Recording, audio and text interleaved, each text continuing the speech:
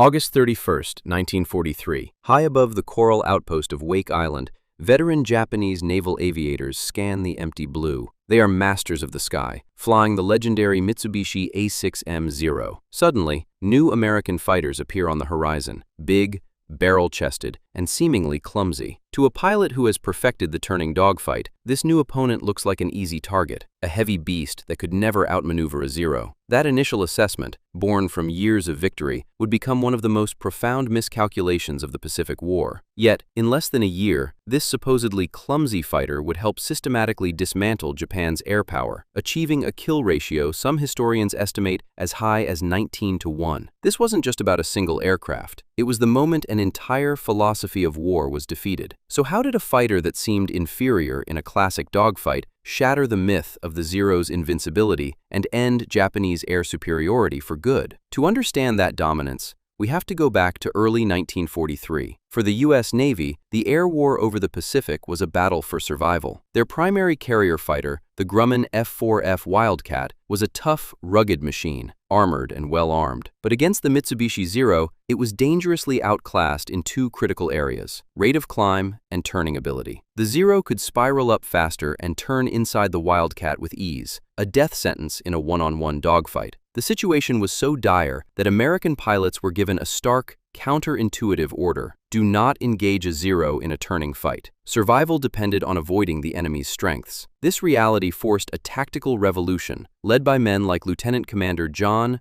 Jimmy Thatch. He developed a defensive maneuver known as the Thatch Weave, where two Wildcats would fly side by side, crisscrossing to cover each other's blind spots. If a Zero latched onto one Wildcat's tail, the other pilot could turn into the attacker and get a clear shot. It was a brilliant tactic, but it was born of desperation, a way for weaker fighters to protect each other, not to dominate. This battlefield feedback created immense pressure back in the United States, directly on the Grumman Aircraft Company. Based on urgent reports from pilots like Thatch, they had been working on a successor since the summer of 1942. The project was codenamed the Zero Killer. Lead designer Leroy Grumman gave his team a simple, powerful directive. He didn't ask for the fastest or most agile plane. He told them to build a fighter strong enough to get the average pilot home. By mid-1943, this new aircraft, the F6F Hellcat, was rolling off the assembly lines. But a design on paper is one thing. Its first true test against the masters of the Pacific would come in the hostile skies over the most heavily fortified Japanese base in the theater, Rabaul. November 1943. Over the smoky skies of Rabaul and the bloody beaches of Tarawa, the Hellcat met its trial by fire. Japanese naval aces, veterans of countless victories,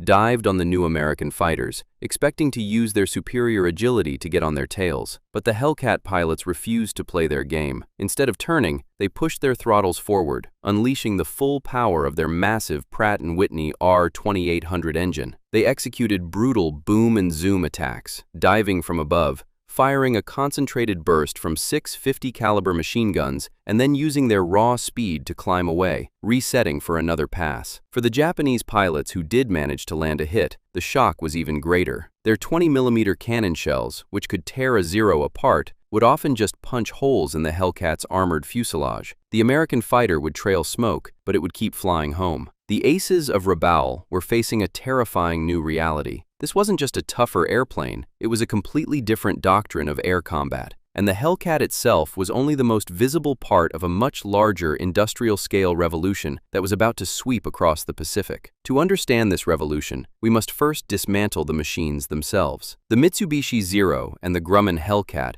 were not just different aircraft, they were physical manifestations of two opposing philosophies of war. The Zero was a duelist's rapier. Weighing just over 6,000 pounds fully loaded, its design prioritized extreme range and almost supernatural agility. It was an artist's tool, built for the hands of a master. But this exquisite performance came at a cost. To save weight, it had virtually no armor to protect the pilot, and critically, no self-sealing fuel tanks. It was magnificent, and it was fragile. The Hellcat was a sledgehammer. Weighing over 12,000 pounds, it was a heavy, brute force solution. Leroy Grumman had built a flying tank, surrounding the pilot with over 200 pounds of armor plating and backing him with robust, self-sealing fuel tanks. It couldn't outturn a Zero. It was never designed to. Instead, it was engineered to do two things perfectly: absorb punishment and dictate the terms of the fight. Its powerful R-2800 engine gave it superior speed in level flight and, most importantly, in a dive. The boom and zoom tactic wasn't just a clever choice, it was the physical law of the new battlefield. A Hellcat diving on a Zero was an exercise in physics, and physics was on the American side. This new reality sent a shockwave through the ranks of the Imperial Japanese Navy. In their after-action reports from Rabaul,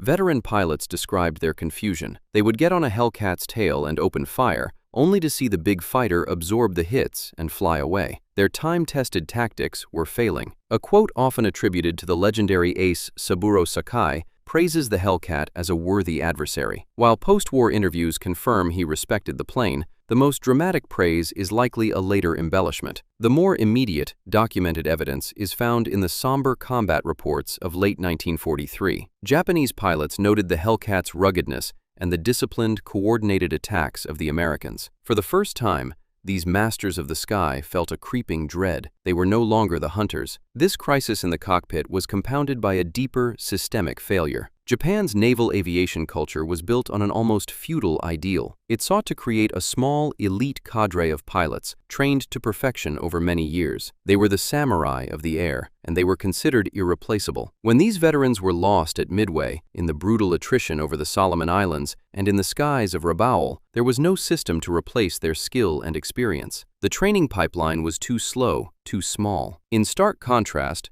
the United States had built an industrial-scale pilot factory. The Navy's V-5 Aviation cadet program was a standardized, relentless production line. It took young men from all over the country and, in a compressed but thorough 18-month process, turned them into competent naval aviators. They weren't all aces, but they were drilled in teamwork. They knew their aircraft's strengths, and there were thousands of them. By 1944, the U.S. Navy had over 40,000 pilots. Japan had a fraction of that, and their most experienced men were already gone. The U.S. was fighting a war of attrition, with a force that was, by design, endlessly replaceable. But even this overwhelming advantage in men and machines was amplified by one more, almost invisible factor. On every American Essex-class carrier, deep in the heart of the ship, was a darkened room known as the Combat Information Center, or CIC. Here, teams of operators stared at the ghostly green sweeps of new shipboard radar. They could see incoming Japanese formations from over 100 miles away, long before any pilot's eye could. Fighter direction officers would then get on the radio, not to just warn their pilots, but to guide them. They would vector the Hellcat patrols, using this electronic eye to place them at the perfect altitude and position, usually high above and behind the unsuspecting Japanese force. The dogfight was often over before it even began. The Hellcat wasn't just a fighter, it was the tip of a long electronic spear, wielded from a control room miles away. A superior plane, a seemingly endless supply of well-trained pilots, and the game-changing advantage of radar. It appears to be the complete formula for victory, but there was one more, far less glamorous secret to the Hellcat's dominance, a logistical advantage that allowed the U.S. Navy to project and sustain this overwhelming power